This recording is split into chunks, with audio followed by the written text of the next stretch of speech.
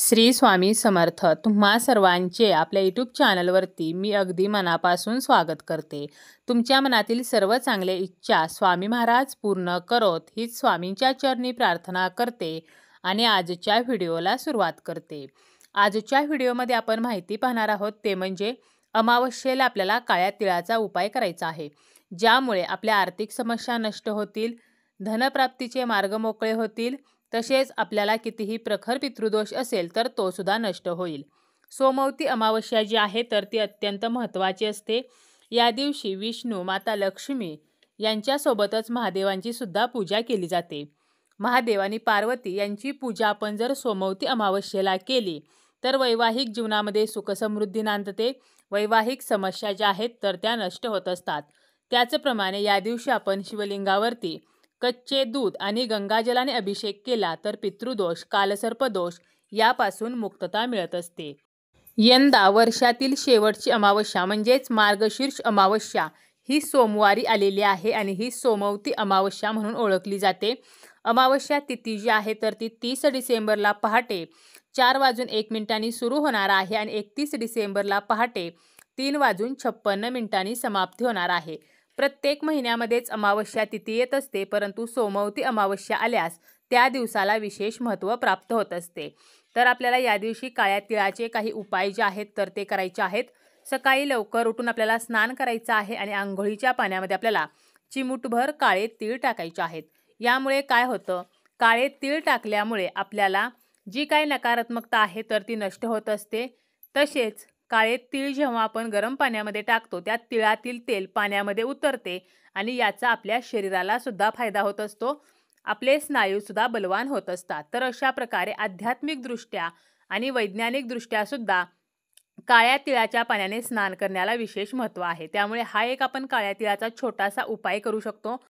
सोमवती अमावस्या असल्यामुळे आपल्याला अजून एक काळ्या तिळाचा उपाय करायचा आहे. काय करायचं आहे, देवपूजा आपण जेव्हा करतो, आपल्याकडे जर शिवलिंग असेल तर शिवलिंगाची विधिवत पूजा करायची आहे. पंचामृताने अभिषेक करायचा आहे. त्यानंतर शिवलिंग जागेवरती ठेवायचं आहे. त्याला भस्म अर्पण करायचं आहे किंवा चंदन अर्पण करायचं आहे. पांढरी फुले अर्पण करायची आहेत. बेलपत्र आवर्जून अर्पण करायचं आहे.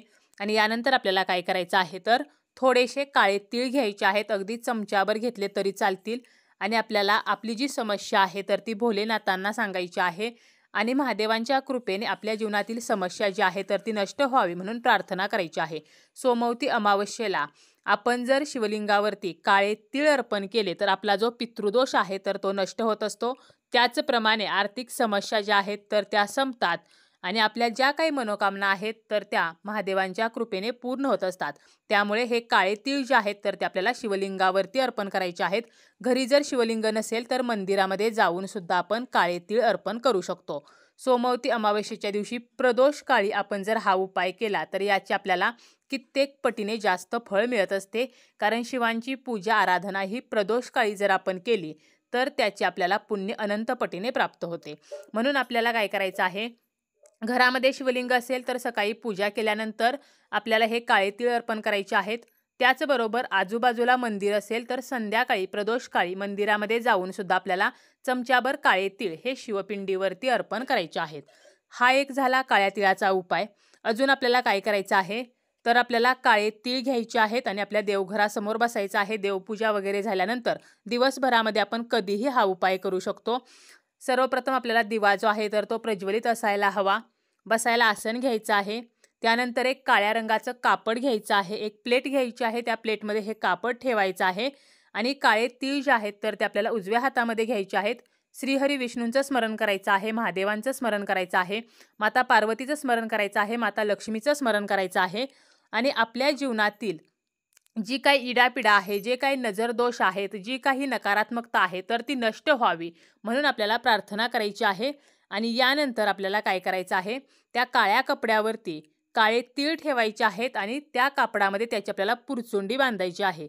यानंतर आपल्याला विष्णू सहस्रनामाचं पठण करायचं आहे. माता लक्ष्मीचा जो मंत्र येतो तर तो मंत्र आपल्याला 108 वेळेला म्हणायचा आहे. त्यासोबतच आपल्याला ओम नमः शिवाय हा मंत्रसुद्धा 108 वेळेला म्हणायचा आहे.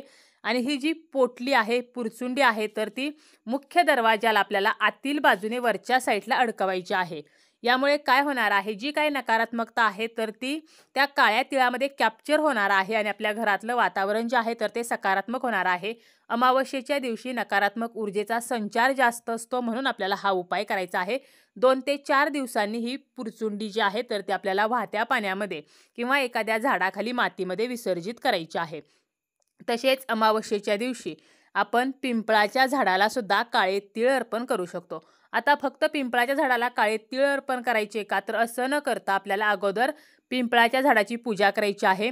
तांब्याभर जल आपल्याला अर्पण करायचं आहे. त्या अगोदर आपल्याला मोहरीच्या तेलाचा दिवा लावायचा आहे. दिवा लावल्यानंतर दिव्याला हळदी कुंकू अक्षता फूल अर्पण करायचं आहे आणि यानंतर आपल्याला तांब्याभर पाणी हे पिंपळाच्या झाडाला अर्पण करायचं आहे. हळदी कुंकू अर्पण करायचं आहे, फूल अर्पण करायचं आहे आणि यानंतर आपल्याला काय करायचं आहे तर काळे तीळ किंवा काळे उडीद जे आहेत तर ते अर्पण करायचे आहेत.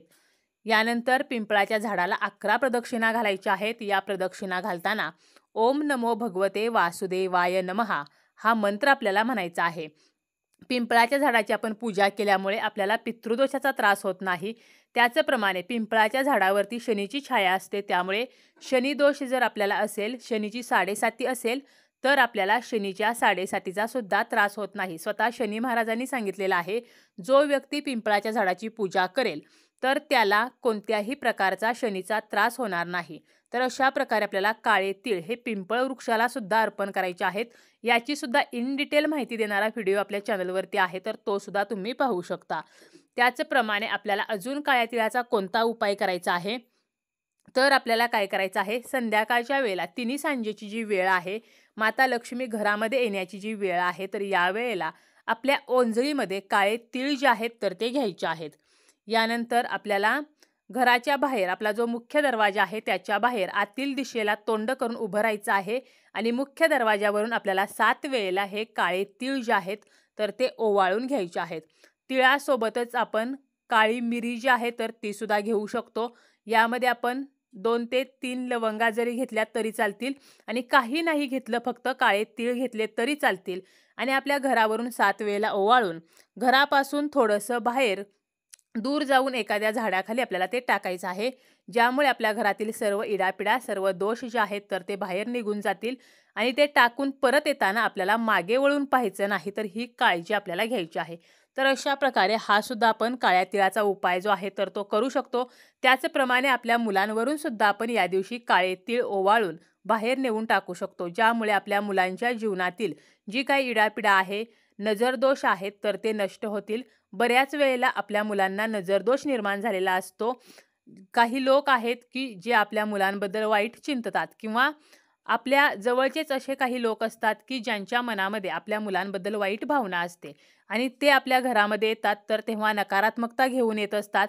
तसेच त्यांच्या मनात आपल्या घराबद्दल वाईट भावना असते, त्यामुळे आपल्या घरामध्ये सुद्धा नकारात्मक ऊर्जा वाढते आणि ही ऊर्जा जी आहे तर ती नष्ट व्हावी, तर यासाठी काळे तीळ आपण मुलांवरून आपल्या घरांवरून सुद्धा ओवाळून टाकू शकतो.